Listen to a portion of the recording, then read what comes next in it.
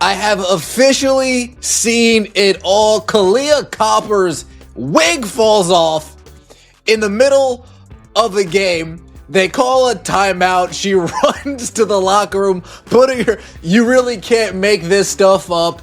And Caitlin Clark, though she's not playing in Chicago, she still takes over Chicago. She is the main attraction, the biggest draw in all of the WNBA. The WNBA was already intense, but no one expected what happened courtside. One player didn't just lose the ball, she lost her wig right in the middle of the play, the drama, everything. And just when it seemed like things couldn't get any more out of hand, a fan made one joke too many and got kicked out of the arena like they were part of a halftime stunt gone wrong. Buckle up, this isn't just a basketball game anymore. It's basically a reality show. I'm not trying to make fun of, but goddamn. Joanna, man. Y'all can give elbows to the chin of Caitlin Clark every game, but people are getting kicked out of the game because they laughing at your the wig piece is flying away.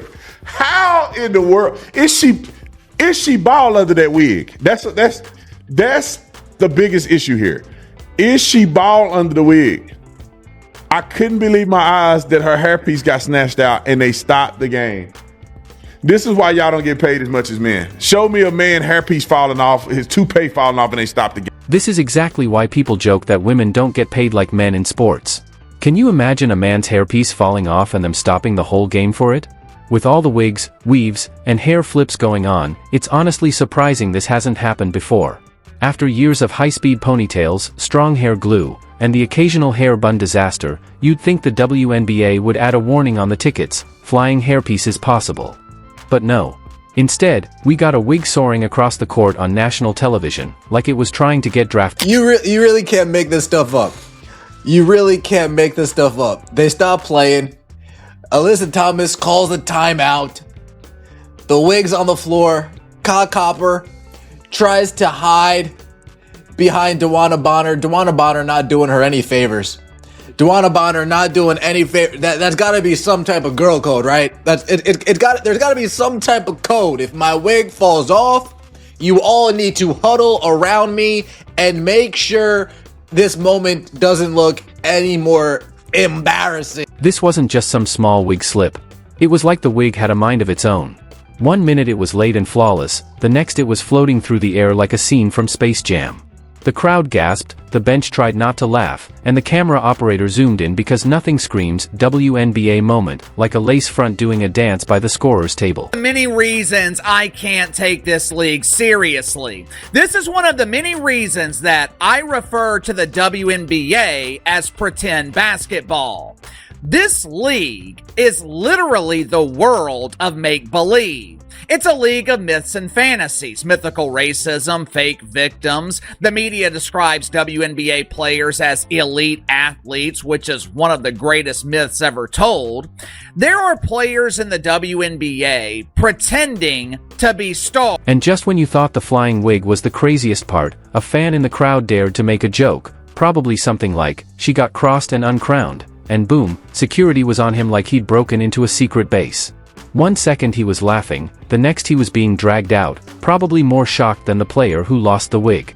Even the popcorn vendor paused like, wait, did they really eject him over that? These people just can't get it right. The WNBA just cannot get it right. Y'all gotta make a decision, bro. Do y'all want fans or not? Do y'all want fans or not? This is ridiculous. Listen, I wasn't even gonna touch on this. I left it alone. Until I saw a fan was thrown out of the game for laughing. This is ridiculous. The WNBA, y'all cannot be so sensitive about every little thing. Let's talk priorities. Players stop games for equipment malfunctions, not just shoes or uniforms, but things like fake eyelashes falling off, broken press-on nails stuck on the court, or hair gel crises. Somewhere backstage, there's probably a whole glam team ready like medics, holding hairspray like it's life-saving. Even the referees are basically trained to deal with hair emergencies now. At this point, the WNBA stat sheet might as well track how many minutes a player went without a beauty fail. Forget three-pointers, where's the stat for wig security? Honestly, the WNBA isn't just sports. It's a traveling beauty show with full contact defense. You might get a crossover, a fight, and a flying wig, all in one quarter. Even the announcers were struggling to describe it like they were seeing a UFO. There seems to be an unidentified object on the floor. Sir, that's a 24-inch Peruvian body wave. Well, you knew there was no way in the world I was not going to talk about this morning. Not a chance in the pit of Hades. Pay us what you owe us. That looks freaking... That entire slogan looks ridiculous this morning. It truly does. And the idea that a fan got ejected for heckling this is utterly absurd. And it was players that turned in the fans. What is going on here? What is going on? They literally, that's the lowest of low-hanging fruit. A wig fell off of a player, and you got mad because a fan decided to use it to heckle? Are you joking? But here's the deeper issue. It's not just about a wig falling off. The WNBA is stuck somewhere between performance and parody. Some players are giving it their all, but a lot of the audience is tuning in for the drama. Because let's be real, it sometimes feels more like acting than basketball. Pretending there's a full crowd, pretending they're playing at a high level, and now, pretending the hair's even real. It's like a musical where someone accidentally brought a basketball. And the NBA? They just keep funding it, maybe to support women's sports, maybe because it's the most entertaining soap opera on TV. Meanwhile, the internet can't get enough. Memes are flying, slow-mo wig replays are trending, and there's even AI footage of the wig doing interviews after the game. Latest fantasy presented by the WNBA, we have a story involving synthetic hair? I didn't know the wicked weave Joy Reid applied to be a WNBA player. I knew she was looking for work. I knew she was desperately searching for gainful employment, along with a reliable form of transportation. When MSNBC fired the artist formerly known as Weave back in February, they also confiscated her broom. One fan said the wig had better ball handling than half the team. That's cold, but not totally wrong. When your hair gets more airtime than your shots, it might be time for a team meeting, or at least a stronger wig cap. The league tried to spin the moment as a humanizing incident. Please.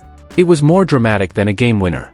And the poor commentators still tried to stay serious, acting like this wasn't one step away from becoming an SNL skit. They were analyzing the game while the internet debated whether it was a frontal or a closure. Maybe that's actually the WNBA's secret, commitment. Imagine gluing down a $700 wig, knowing you might get knocked into the crowd. That's not just hustle. That's loyalty. I swear I will never root for or like that woman. Yes, that is what happened. Kalia Copper with her 197-pound... Wait, hold on one second. You know how the producer gets at times. It's what now?